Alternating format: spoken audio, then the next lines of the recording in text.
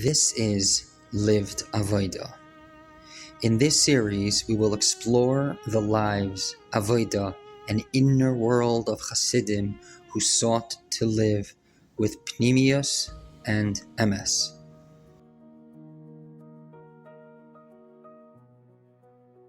A Chossid once came into yechidus after his chasana. It was about a half year after the wedding.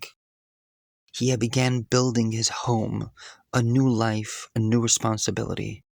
And when he entered the Rebbe's room, he gave the Rebbe the key to the home where he lived with his wife.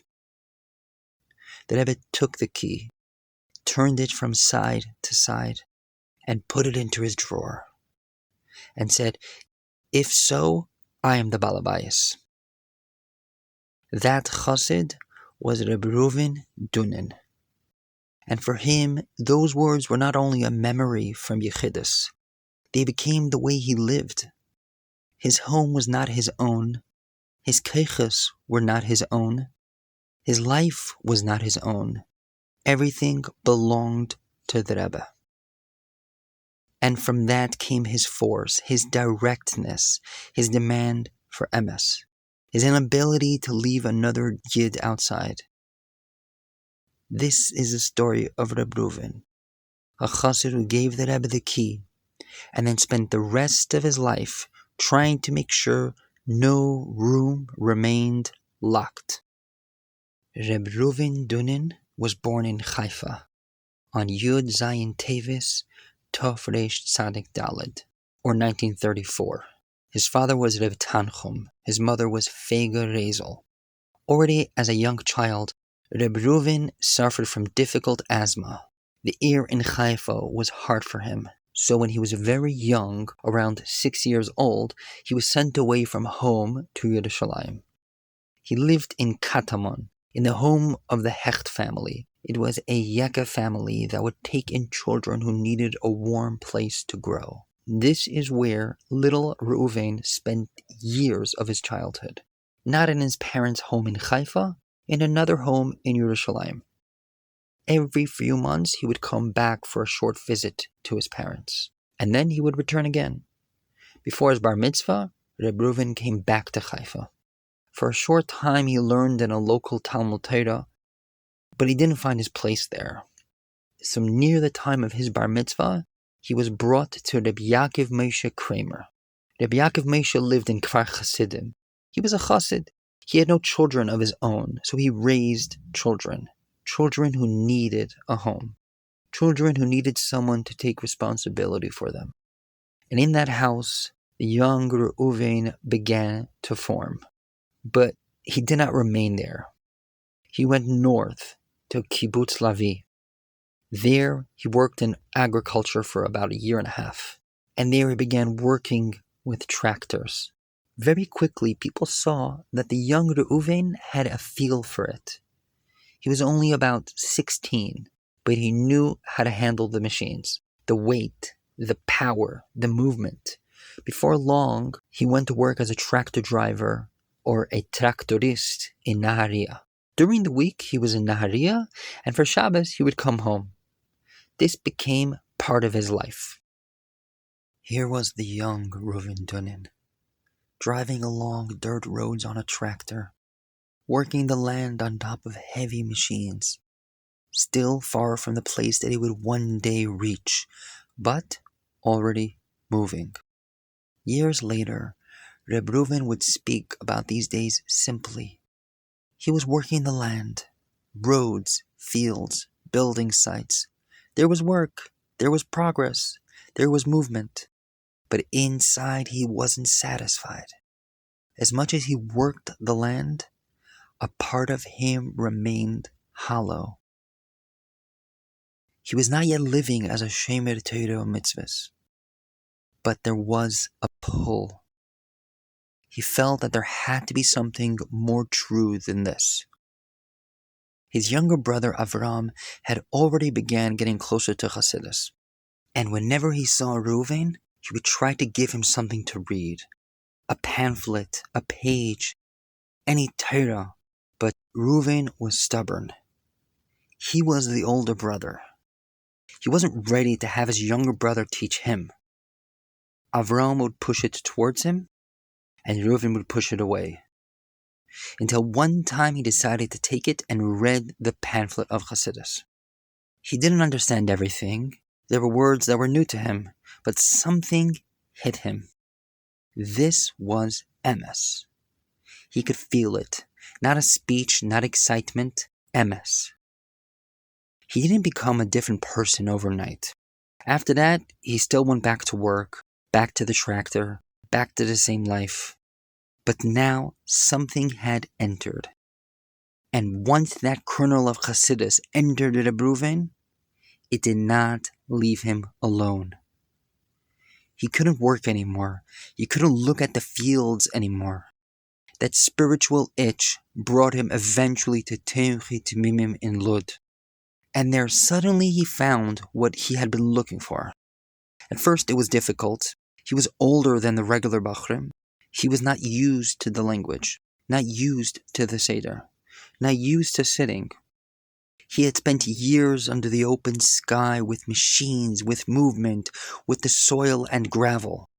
And now he was sitting in yeshiva, with a Gemara, a Maimer Chassidus, with Mashpiyim, and Bachrim younger than him. This time, he stayed. What Tomchei Temimim did to Reb Reuven, the tractors could not do. He gave the pull inside him a place. Until then, he had felt something, a lack, a search. But in Tomchei Temimim, that search began to form. Reb Reuven entered the yeshiva with many questions. He wanted to understand. He asked, he listened, he pushed. But slowly the yeshiva began to change him. Not all at once, but deeply. And in the center of that change stood Reb Shlomo Chaim Kesselman. Reb Reuven had a strong connection to him. He respected him. He listened to him. And Reb Shlomo Chaim understood that this was not a regular bacher. This was a young man who came from a different world, with strength, with stubbornness, with fire. So he guided him carefully. The more Reb Reuven learned, the more that one desire began to burn in him. He wanted to go to the Rebbe. Not as a trip, not as a visit.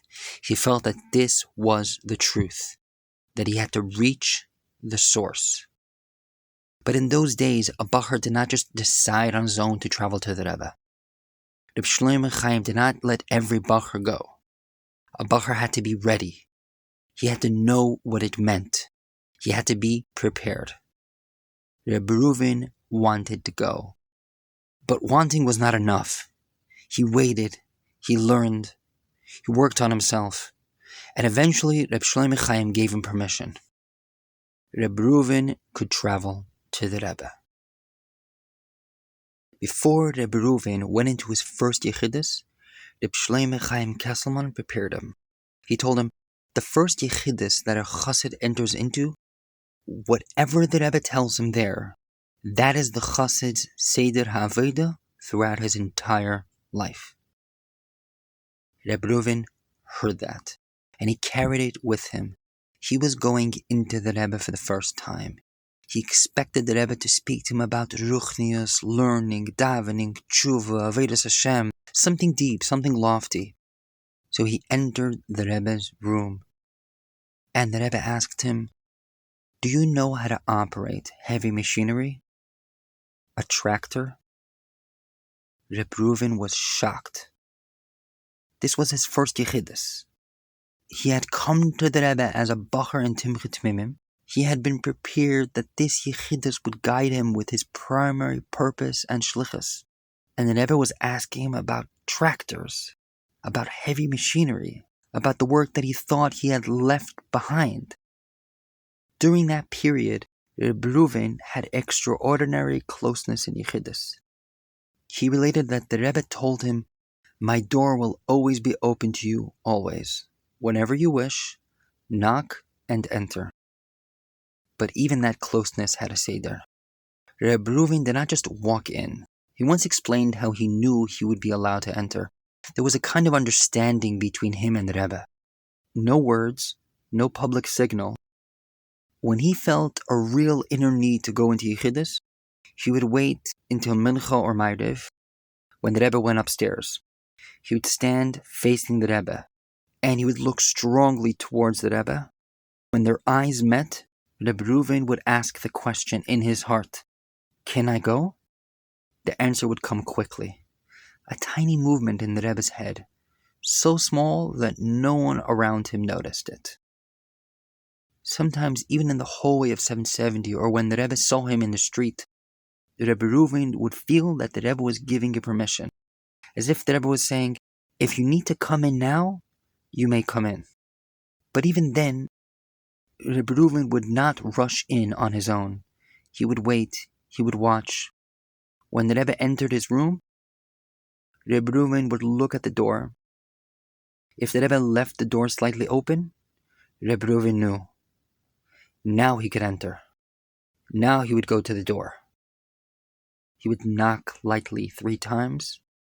When the Rebbe gave permission, he went in. Reb Reuven would enter the Rebbe's room and cry. Bitter tears. Tears over his past, over where he had been, over what needed to be fixed. But the Rebbe did not let him remain there. The Rebbe told him to serve Hashem with simcha, to go in the path of Torah and mitzvahs with joy and a good heart, to serve Hashem not from brokenness, but with simcha that shatters boundaries. After 5 months of being in 770, the Rebbe told him to head back to Eretz Yisrael and find the shidduch. Reluctantly, Reb Reuven flew back to Eretz Yisrael, and a shidduch was suggested.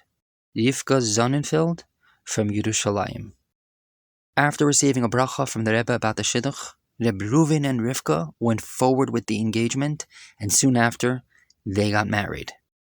Later, Reb Reuven and Rivka moved to Haifa and built a warm Chassidish home, a home whose key was given to the Rebbe. Reb Reuven began influencing the Yidden around him. Sometimes Reb Reuven did not need a farbrengen. He did not need a whole speech. 1 sentence was enough. There was a young man named Gershon Fried. At the time, he was learning in the Technion, and he rented an apartment near the Donin family, door across from door. One day, Gershon walked out holding the garbage. Reb Reuven saw him from the window and called out, "Gershon, what are you doing?" Gershon answered simply, "I'm throwing out the garbage." Reb Reuven looked at him and said, "And the garbage you have inside, did you already throw that out?" That was all. 1 sentence. Gershon kept walking to the shared garbage bin, but the words went in. They followed him. They did not let him go. From that day, he began thinking about what was happening in his own ruchnius. What was clean, what was not clean, what needed to be thrown out. And slowly, with Reb Reuven guiding him, Gershon came closer and closer, until he went on the path of Torah and mitzvahs. 1 sentence from Reb Reuven, but it came from the heart, so it entered the heart. Another time, a professor came to speak with him about Yiddishkeit. A relative sat nearby and listened. The professor argued. He did not sound like someone ready to accept. Hour after hour, Reb Reuven sat with him. The relative could not understand how Reb Reuven had so much patience. At around 10 at night, the relative went to sleep, and the conversation continued. The next morning, he saw the professor standing and putting on tefillin. Only then did he understand Reb Reuven had sat with him until 3 in the morning, until he reached the neshama. This is a Yid not letting go of another Yid. For years, Reb Reuven continued working as a tractor driver, as a tractorist. He wore a frum levush in places where people did not expect to see it. A yarmulke, beard, tzitzis, and work clothes. A chossid on heavy machinery. People looked, they asked, and that itself opened conversations. He could stand among workers, drivers, technicians, not very religious people. People who would never enter a beis medrash to ask a question. But they might speak to a tractorist. Later, Reb Reuven connected this back to his first yechidus. The Rebbe had asked about heavy machinery, and only after years did he fully understand it. There is another story about Reb Reuven speaking to soldiers. After a talk, people saw how deeply the soldiers had been affected. Someone asked him, "What's the secret? How do you succeed?" Reb Reuven answered, "We go with the kochos of the Rebbe. Before I begin to speak, I close my eyes. I picture the Rebbe in front of me, and I ask him to help me succeed." That is how he spoke, not as a personality, but as a shliach. At one gathering, Reb Reuven got up to speak. He stood there in front of a crowd, and he spoke for a long time. Not soft words, not polished words, Reb Reuven words, direct, sharp, from the heart, and the crowd was taken in. People were listening. The words were landing. It looked like the speech was doing exactly what it had to do. And then, suddenly, in the middle of speaking, Reb Reuven stopped. He came down and left the podium, mid-speech, just like that. Later, his friends asked him, "Reuven, why did you stop? The speech was going so well." And Reb Reuven answered them, "The speech was going so well that I started feeling good about myself. And the moment I felt I know I had to speak well, that means I disconnected from the Rebbe and from the shlichus. In such a situation, it's better to come down from the podium." That was Reb Reuven. Even when the words were working, even when the crowd was listening, even when everything outside looked successful, he was checking one thing. Who is speaking now? Is this the Rebbe's shlichus? Or is this me enjoying myself?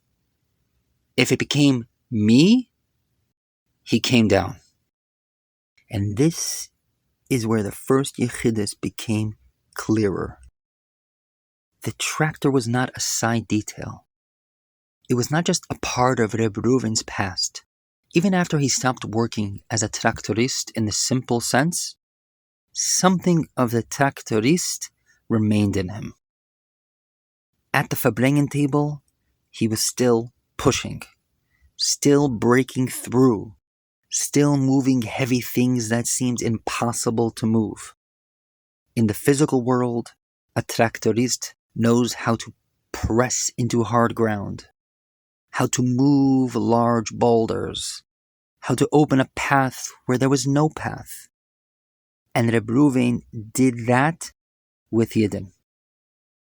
A Yid could sit by him closed, blocked, certain that he could not move. And Reb Reuven would not circle around the wall. He would push straight into it. Sometimes with a word, sometimes with a look, sometimes with a story, sometimes with a demand that left no place to hide. When he met someone far from Torah and mitzvahs, he knew he had to shake them out of their place where they were standing. Not gently move them an inch. He could uproot them from one world and place them in another, like a bulldozer. Only now, the ground was a heilige neshama, and the work was to bring the neshama back to its root. In private conversations too, when people came to him with all kinds of situations, confusions, and struggles, He knew how to take apart the problem, to shine light on the details, to show where the person was stuck, and to point forward. This is the step. This is where you have to push. This is the wall that you have to break.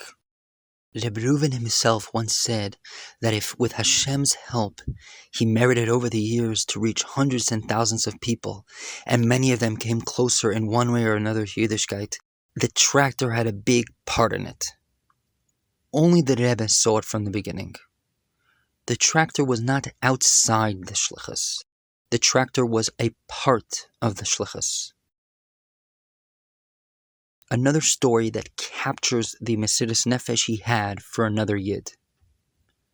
A Jewish girl from Australia had met a non-Jewish man from Germany.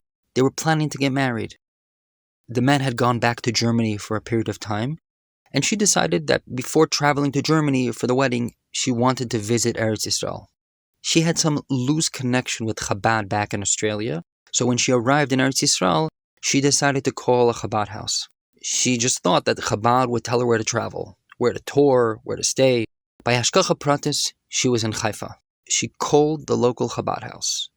Reb Reuven answered the phone. He asked her where she was staying.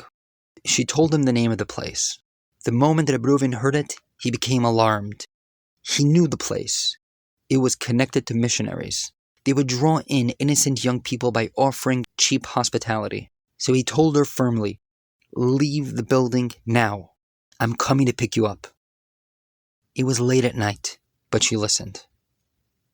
Within a few minutes, Reb Reuven arrived with his car. He picked her up, and he began driving. He began driving straight to Tzfas. On the way, he told her that Tzfas was a beautiful place to visit, and during the drive, he stopped several times by public phones, trying to reach the menahel of Machan Alta.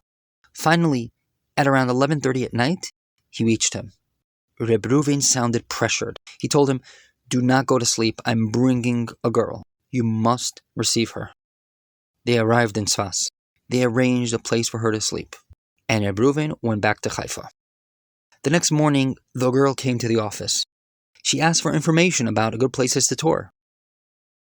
Only then did they realize what had happened. They thought that Reb Reuven was bringing a girl who wanted to learn in the seminary. She thought Reb Reuven had brought her to a place where they would help her with touring. So they explained to her that yes, there are beautiful places to see in the area, but first, sit a little, speak to the girls, stay for a short while. She stayed. Not for 1 day, not for 2 days. She stayed for more than 3 months. Until the end of the winter.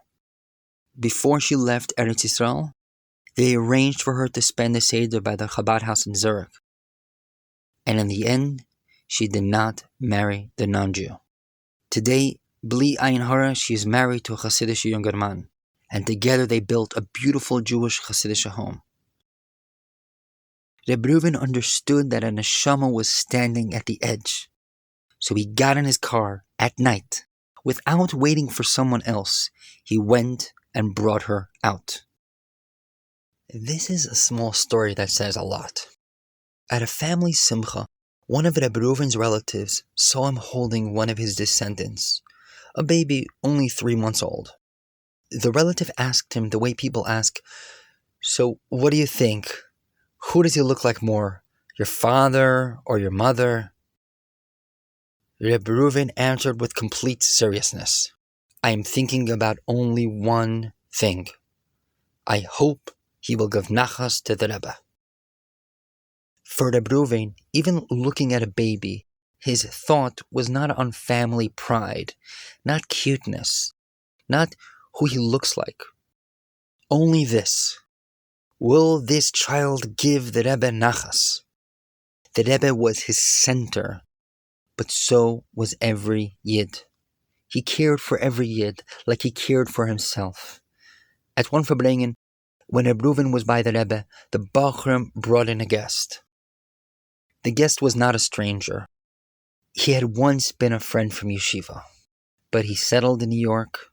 He opened a successful business, and as the business grew, the yarmulke became smaller. His matzav had fallen very low.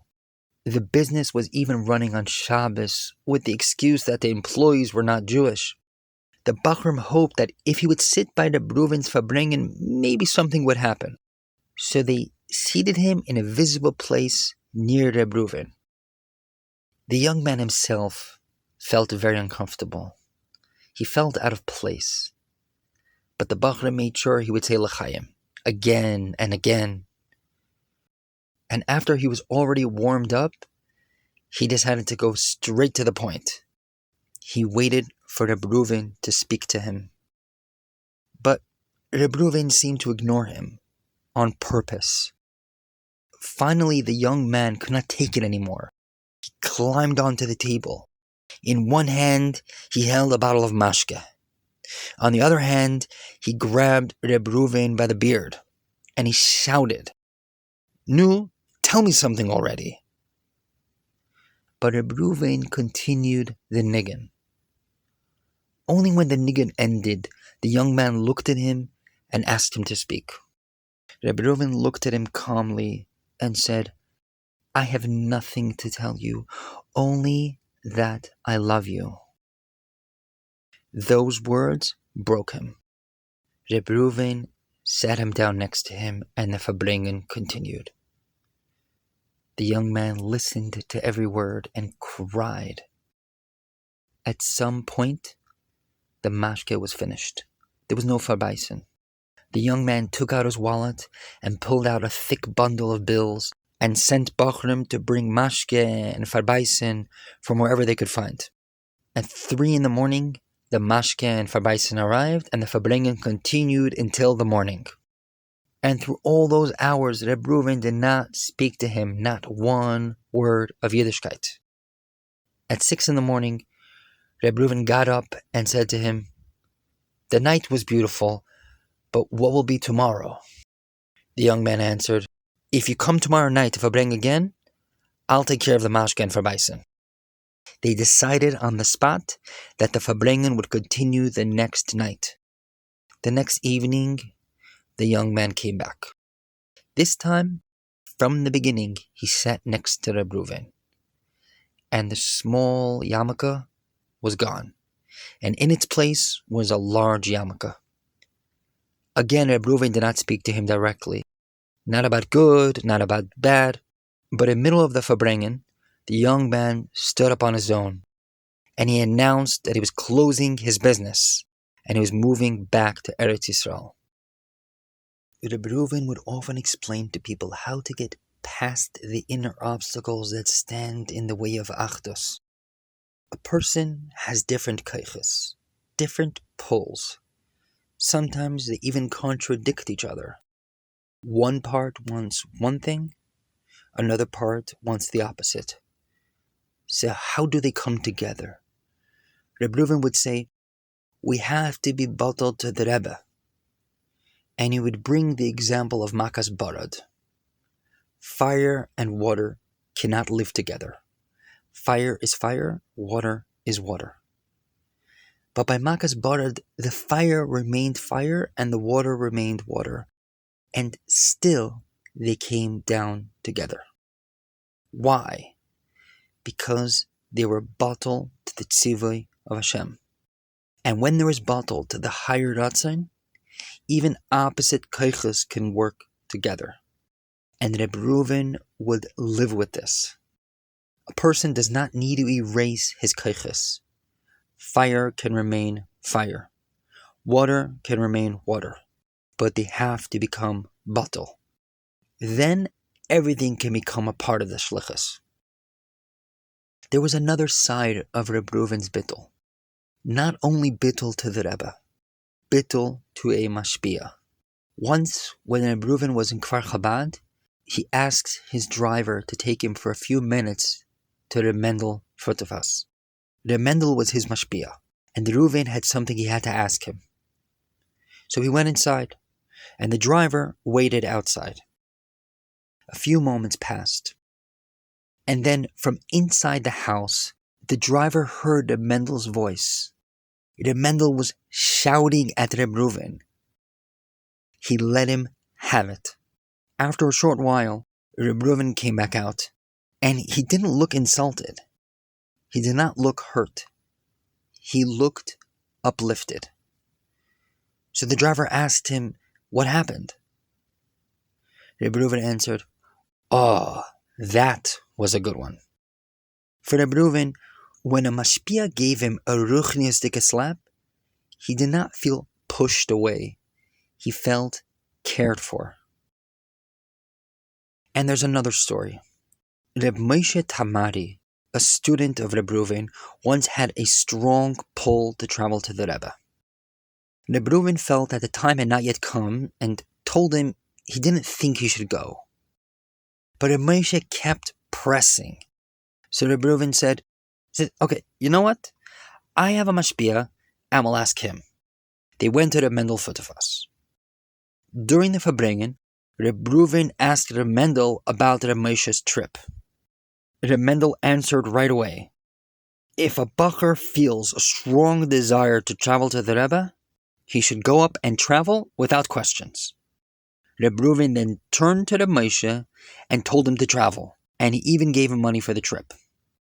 Reb Moshe Tamari later said that he saw then what bittul means.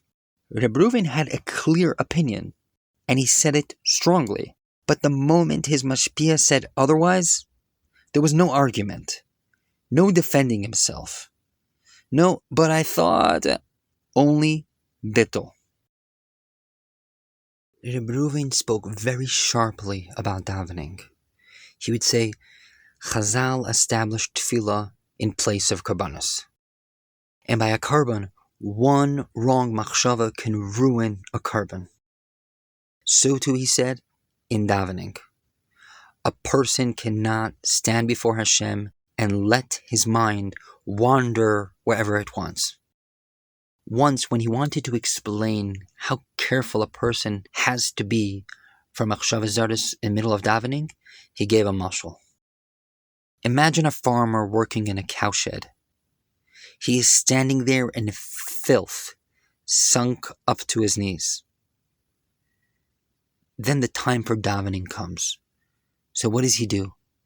He puts on tefillin, and he davens right there, in the middle of the cowshed, with the smell filling the air.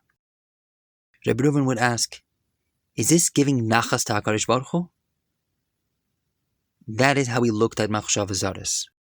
A person may be standing in shul, holding a siddur, but if his mind is in the mud, then where is he really davening?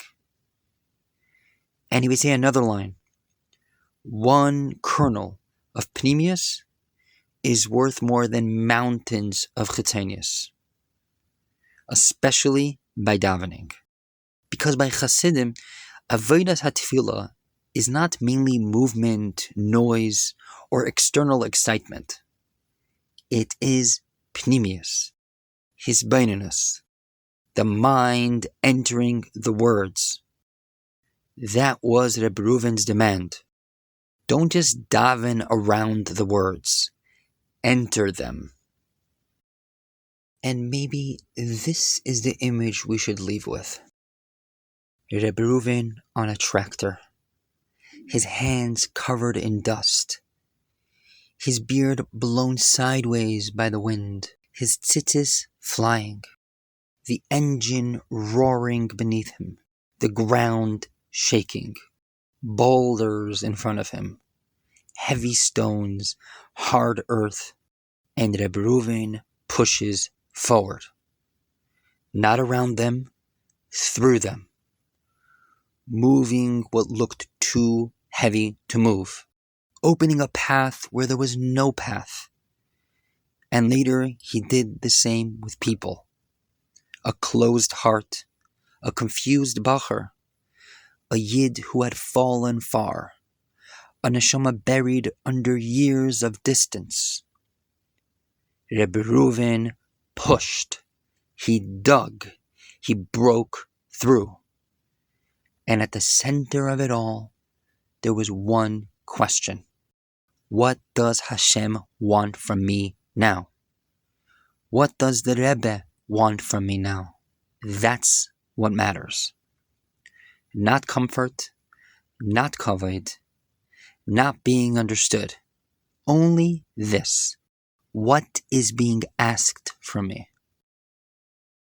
And that is what we can take from Reb Reuven. In the middle of our busy lives, the work, the family, the pressure, the noise, the running, we have to put that question back in the center. What does Hashem want from me? What does the Rebbe want from me?